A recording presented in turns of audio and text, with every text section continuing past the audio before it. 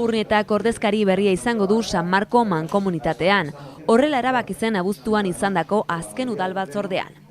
PSE eta PNV-ren aldeko bozkei esker atera zen aurrera, uda, ezker abertzalea eta herrigintzak bestetik ezetz bozkatu zuten. Hemendik aurrera Miren Martearena zinegotzi jeltzalea izango da San Markoko ordezkaria. Orain arte, ordezkaria izan den ezker abertzaleko Iñaki Mendizabalen kargua hartuz.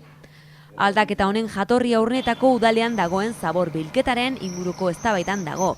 Izan ere batzuk atezateko zabor bilketaren alde egiten dute eta besteek berriz bosgarren edukinontziaren alde. Urnietan azkeneko sistema honek irabazi du sozialistei eta jeltzalei esker. Hauek jadanik mozioa aurkeztu zuten joan den uztailean izandako udal batzordean, baina horretan gaia mahai gainean uztea erabaki zen. Mozioaren helburua PSE eta PNV-ren esanetan, herritarren benetako borondatea udal batzarrean isladatzea zen. Abuztuko bileran zehar sozialistek bestalde San Marko mankomunitateko azken 3 urteotako auditoria bat eskatu zuten. Bestalde PSEk ikerketa eskatu zuen.